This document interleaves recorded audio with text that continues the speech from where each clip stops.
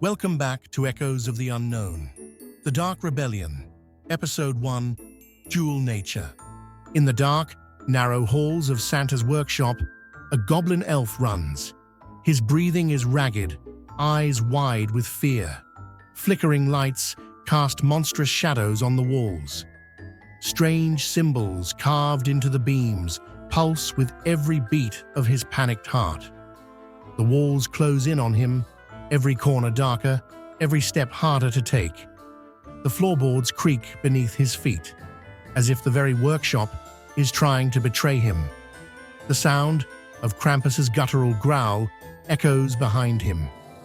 Eerie whispers mock his struggle. Each growl makes the walls shiver, the air vibrating with an unnatural chill. He stumbles, falling to the ground, his hands scraping against splintered wood. The pain barely registers over his fear. He looks back. Shadows stretch and twist into a horned beast. Red eyes glow. Claws scrape against the walls, leaving deep, dark gouges. The beast seems formed from darkness itself, its shape shifting, tendrils of shadow curling like hungry serpents. The growling grows louder. The shadow draws closer, and the goblin-elf whispers in desperation, "No, please." He pushes himself backward, feet slipping on the cold, dusty floor. The whispers grow into a chorus of mocking laughter, twisted faces flickering just out of sight. The shadow beast lunges, claws outstretched. The goblin-elf squeezes his eyes shut, bracing for the inevitable. This isn't the cheerful place you imagine. Santa's workshop is dark, foreboding, filled with unsettling whispers and shadows that move on their own. The walls are lined with shelves of half-finished toys, their glassy eyes staring blankly into the void as if they too have witnessed the horrors here.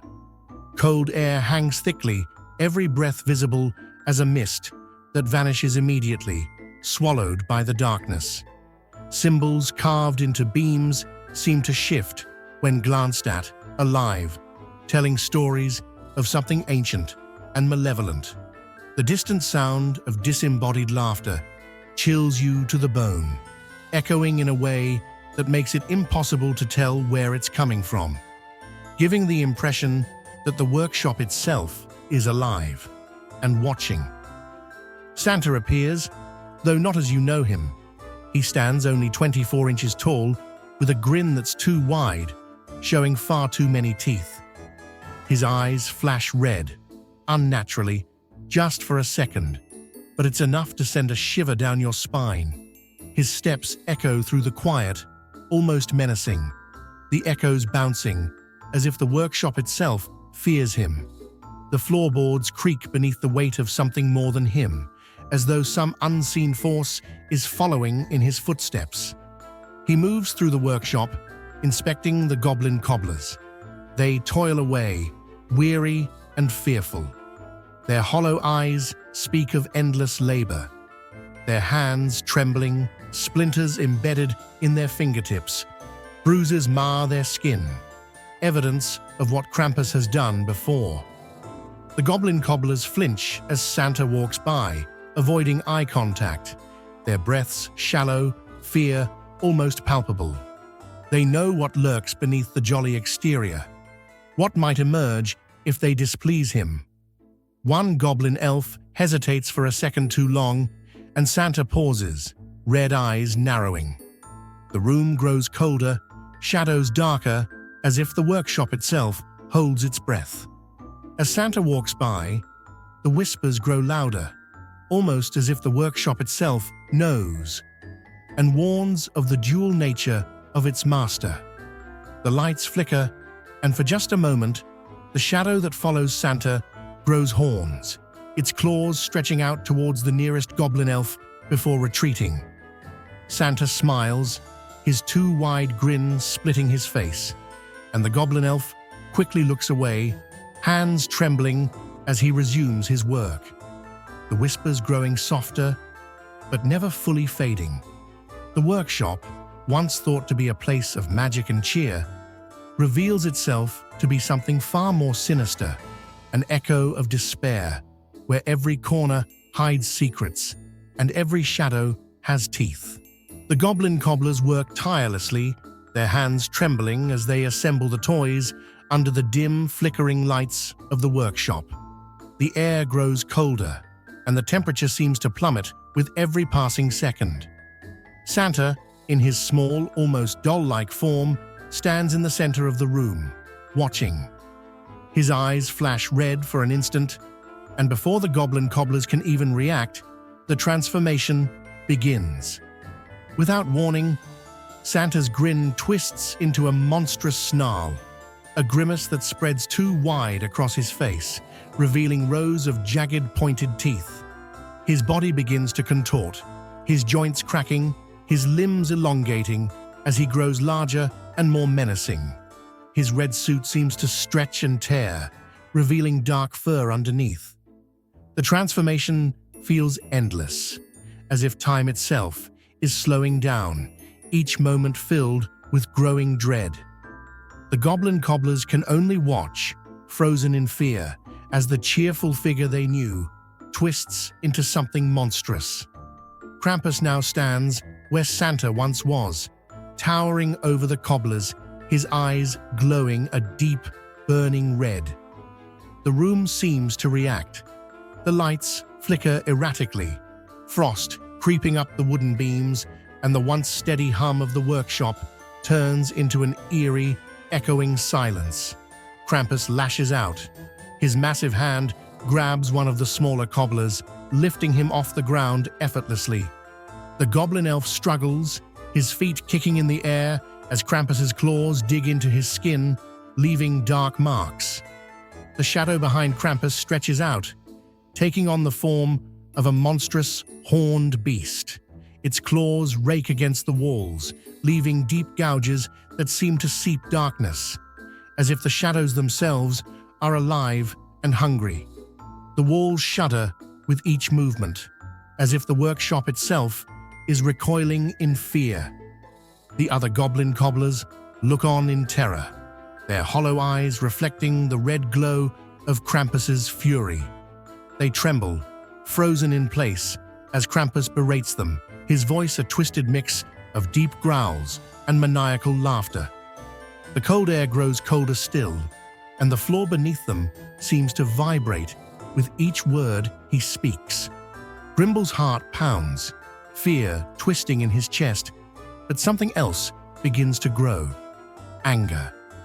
How long could they keep living like this, cowering in fear? He thinks of the endless nights, the bruises on his companions, the hopelessness that has taken hold of them. A spark ignites inside him, small but fierce. They couldn't continue like this. Not anymore. Grimble, a clever and observant goblin elf, notices the growing dissatisfaction among the other goblin cobblers. He sees the dark claw marks appearing on the walls whenever Krampus takes over, as if something monstrous is always lurking beneath Santa's cheerful facade, waiting to break free. He watches as Krampus moves from goblin-elf to goblin-elf, inspecting their work, his eyes glowing with malice. Each goblin-elf cowers, their hands trembling, the sound of their shallow breaths filling the silence of the workshop. Grimble feels a surge of protectiveness for his fellow cobblers, a sense of responsibility. He knows that something must change. He quietly approaches a small group of goblin cobblers, his voice low and urgent. "We can't let this continue," he whispers, his eyes darting around to make sure they aren't being watched. He describes what he has seen: the shifting shadows, the monstrous transformations, the cruelty that grows each day.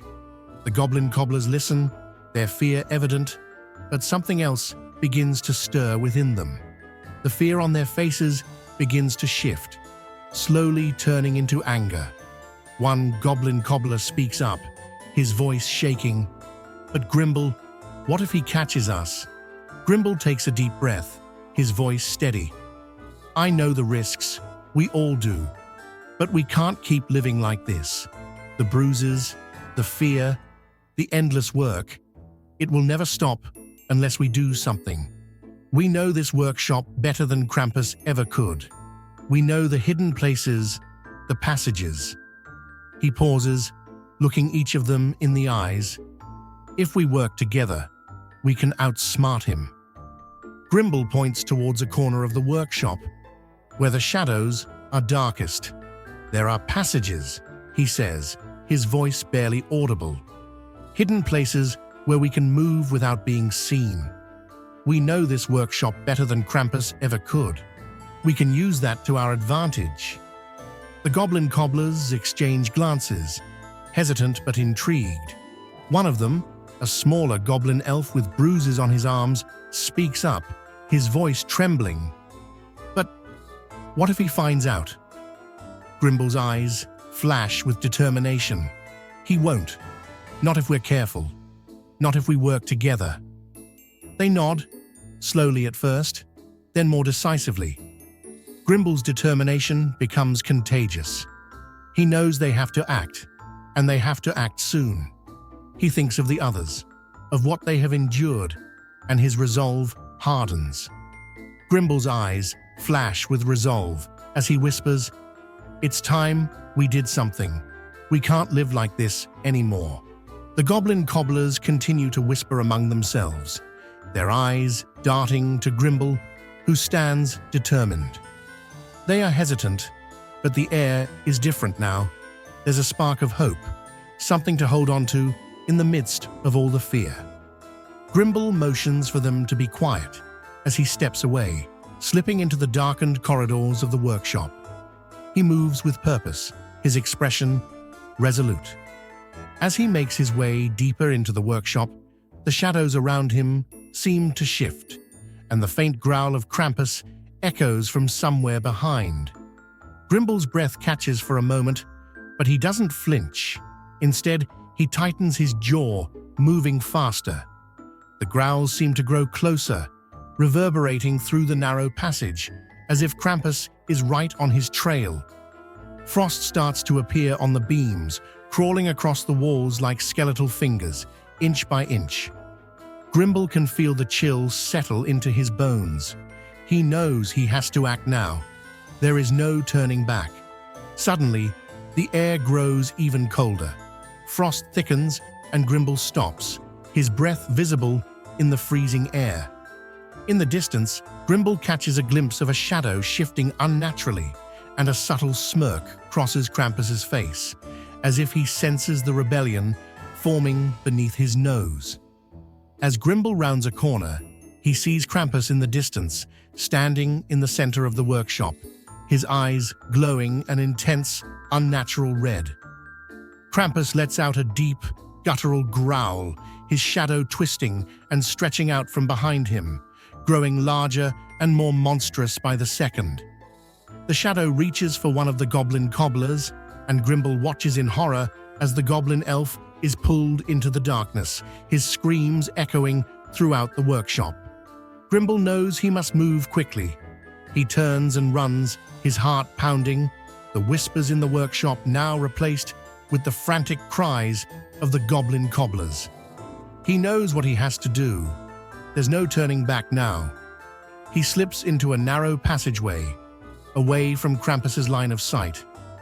The workshop seems to react, the lights flickering erratically and shadows twisting, almost alive. Grimble pushes forward, finding a small group of goblin cobblers huddled together, their eyes wide with terror. "It's time," he whispers. "We can't let this go on." He motions for them to follow him, and the camera pans over the cobblers' faces, fear slowly being replaced by determination. The small group of goblin cobblers moves carefully through the darkened passages, avoiding the flickering lights and the monstrous shadows that loom. Grimble leads them with quiet confidence, his eyes focused ahead, his mind racing with ideas for how to take down Krampus. He knows it won't be easy. Krampus is powerful, and the workshop itself seems almost alive, responding to his every move. But Grimble also knows that they have to try. Suddenly, a deep, guttural growl resonates, louder and closer this time. The shadows around them shift, forming into monstrous shapes. The goblin cobblers freeze, their breath caught in their throats.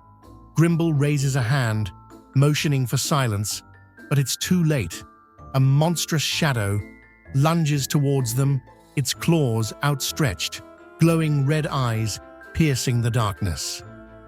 Will they succeed, or will Krampus extinguish their hope before it even begins to take root? The answer lies in the next chapter of this dark rebellion.